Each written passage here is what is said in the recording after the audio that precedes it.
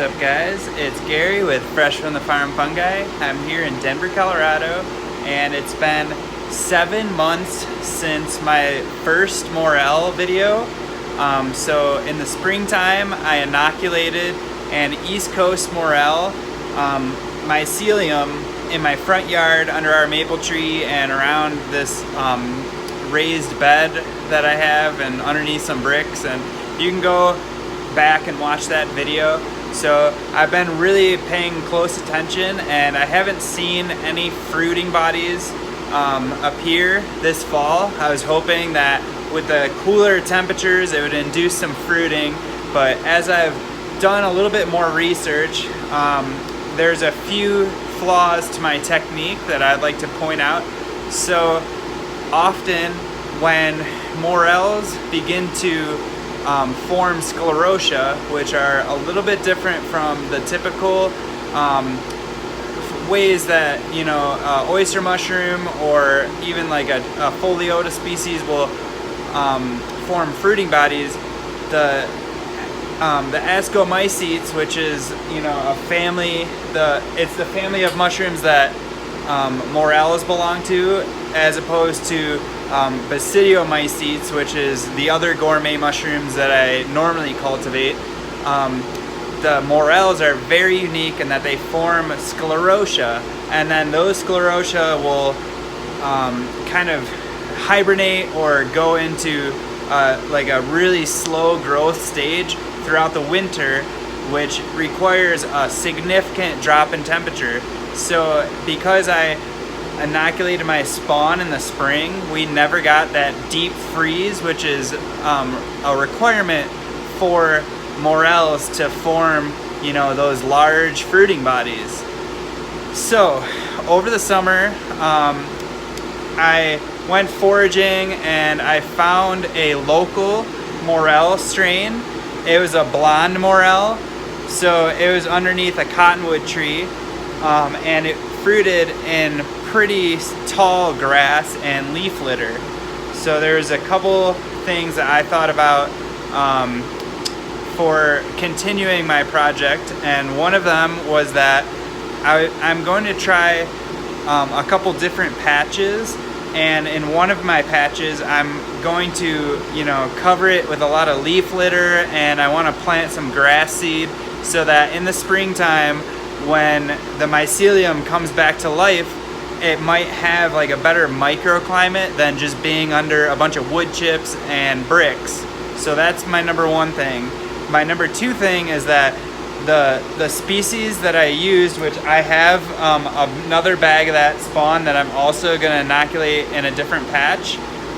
So that species was underneath an apple tree, and it was from the East Coast, so it might have a little bit different ecology, which is, you know, specific to that strain, but I'm still going to keep trying. I think it's a really fun project, and I love doing experiments.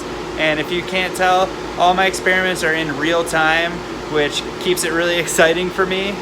But anyway, so I've got an East Coast black morel species, and then I also got a West Coast black morel species as well. So now I've got two different black morels and then a blonde morel. And if you look at the mycelium here, the first East Coast morel is, you know, it's a really light gray, and that's the same one that I planted in the spring. It almost turns white if you like have it in jars. And then the West Coast Morel mycelium is a lot darker. It's almost like it starts off like really black and kind of forms like different like cottony clumps, which is a lot different than the East Coast Morel. And then if I come down to this blonde Morel species, you can see that it forms like a really light brown, almost a blonde mycelium, which is really cool. I had no idea that Morel mycelium was so polymorphic in its nature. So that's one observation right off the bat. So I've got 3 5-pound blocks that I'm going to be planting in my backyard. And I also collected some soil from the area that those morels were growing in. So another thought that I had was that as I was growing out this mycelium, I had isolated the mycelium from spores, so it doesn't have any of those companion bacteria, which might be really important, especially with ascospore species. So I'm planning on making some kind of a tea or just diluting out those bacteria in some buckets when I water in my mycelium. So that's another thing that I'm going to be adding to my process this time. And as you can see, I really let these bags go. These were inoculated over a month ago, whereas when I put the mycelium from the first experiment in the ground, it was only 2 or 3 weeks old. Maybe a couple jars were almost a month old. And I also have a couple bags that have really sat around for almost 2 months, and you can see that there are some of these little sclerotia that are forming inside the bag already. So you can see like this white nodule here, and there's a couple really dense, and they feel like really firm when you touch them. So I think that that's, you know, the start of the sclerotia or the fruiting body. But according to the research that I did, those sclerotia have to go through a really cold phase in order to induce fruiting. So one of these bags, I'm gonna kind of just leave it in its block form, and I'm just gonna set it on the surface, maybe like 1 inch below the soil. And then these other bags, I'm gonna spread like I normally spread my outdoor spawn, and then I'm gonna cover one of them with some sandy loam, kind of like in the area where I found it. And then on the other one, I'm gonna do some sandy loam and also seed it with some grass seed and leaf litter to really replicate where I found it. And then with all 3 different patches, I'm going to water it in with some buckets with some of the soil from where I picked the morel mushrooms. And there's actually like a couple butts in there. I left a couple of the tips of the morels inside this jar. So I picked those morels on April 25th, and this has just been in the refrigerator since then. So that's kind of my plan. And as far as these other morel strains, I'm just gonna create like a little area and then stake it and see if anything happens. So I'll just repeat the first experiment, but with 2 different species of black morel. All right, so let's go outside. All right, what's up guys? I've got my morel plot picked out here. So this is an eastern facing plot. That's kind of where I found these blah morels. There was a bunch of foliage on the western side, so I figure I'll try to replicate that.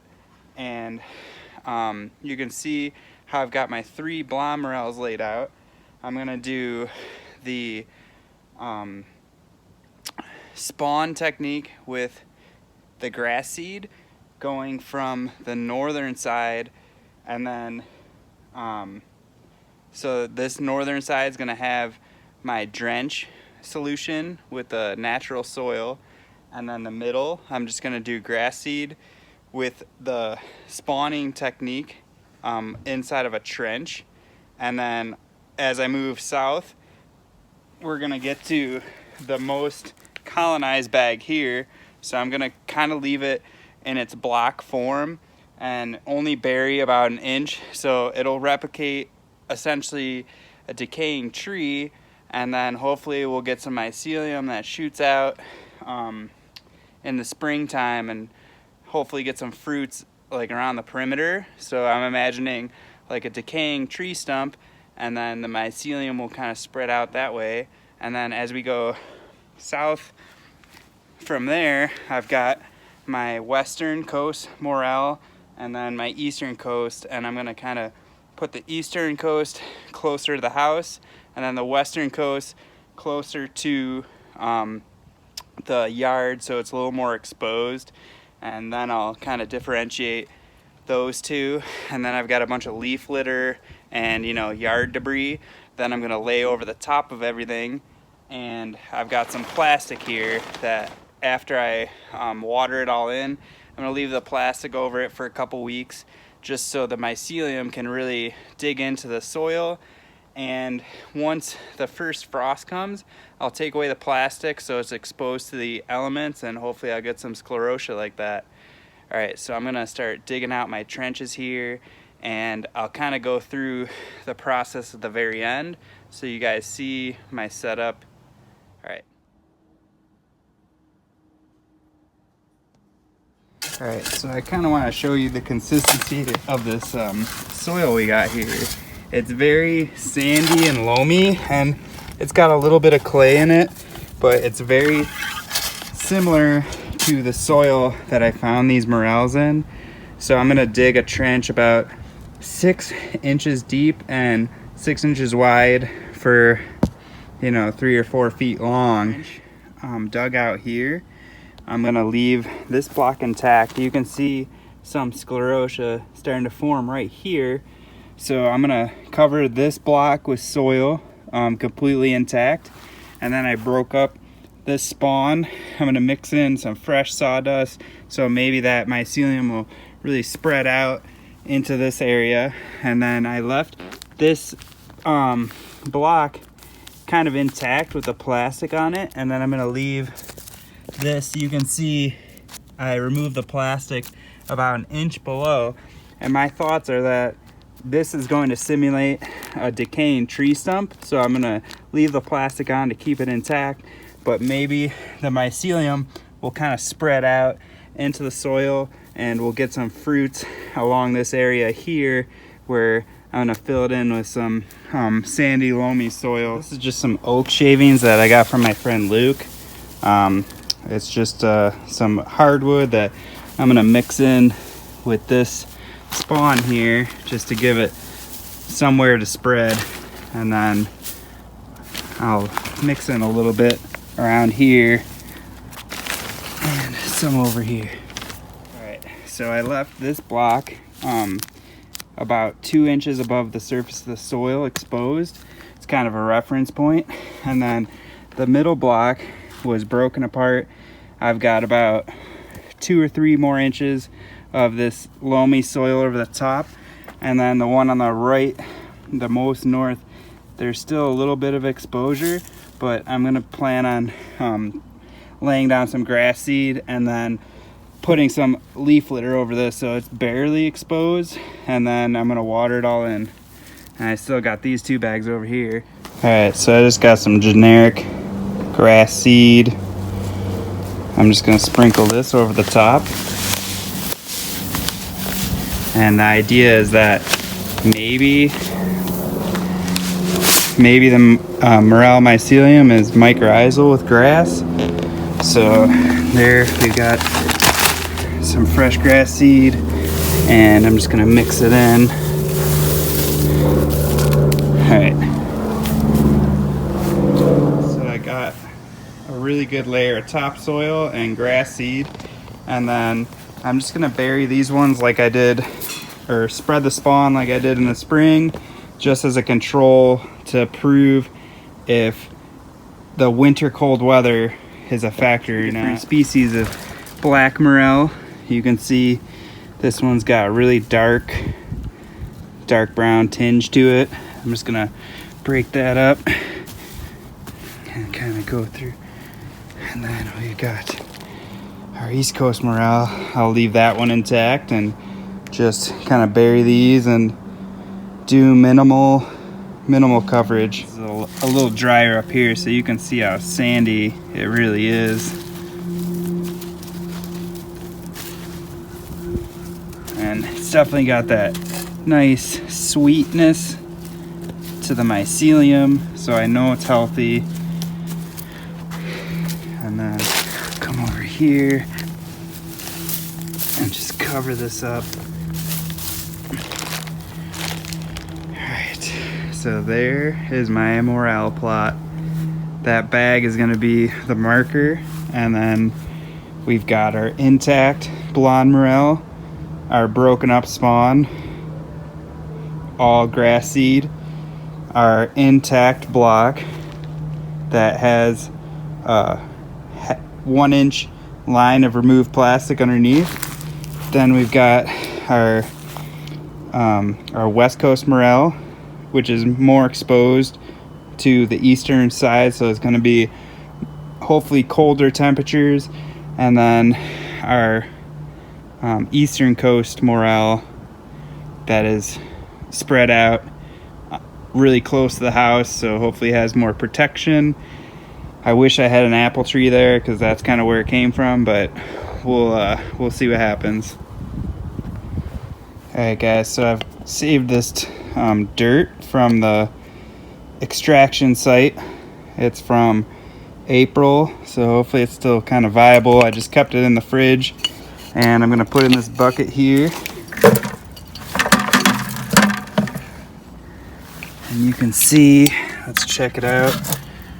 It kind of looks really soft, but hopefully it's got some viable bacteria from the Morel site. I don't see any mycelium that's really intact still, but alright, I'm gonna water it in with that. Alright, so I'm watering this in, and I'll kind of spread it out where that grass seed is. Hopefully it'll colonize the seed and make its way into the mycelium. And it's October 15th for the record. We've got, you know, a lot of leaves changing color here, and I'm really hopeful. I've done a lot of research, so if you guys haven't ever read Trad Cotter's book, Organic Mushroom Farming and Mycoremediation, there's a whole chapter on Morel cultivation. A guy down in Texas, I believe, uses what is called the trench technique, which is kind of similar to this. I just added a little twist of my own, like this bag here, but the hopes is that over the winter it's going to drop down in temperature to freezing, and then that's going to induce those sclerotia, and then in the springtime as it warms up, those sclerotia become fruiting bodies, and we'll get some morels. Alright, I'm gonna try to dump this really carefully, one-handed here. And we got these grass seed all watered in. Hopefully there's some nice bacteria there. Alright, so it looks like it displaced a lot of that grass seed, so I'll just throw some more over the top.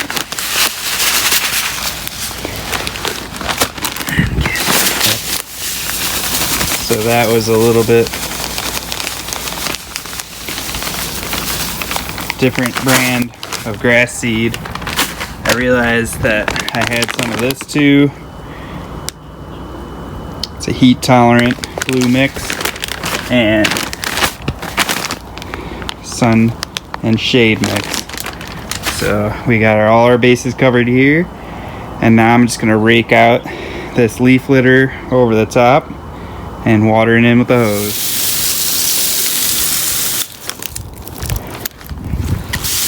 Alright, so got my plot all ready, and my grass seeds getting watered in now.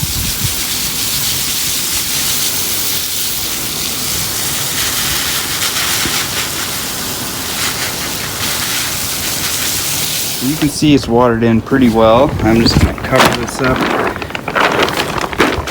with some plastic, and I'll stake that down, and I'll keep that on there until we get our first snow, just to keep the moisture content up so the mycelium can kind of spread through. Alright guys, so I've got some logs and rocks on there to keep that in place. I hope you guys enjoyed this video.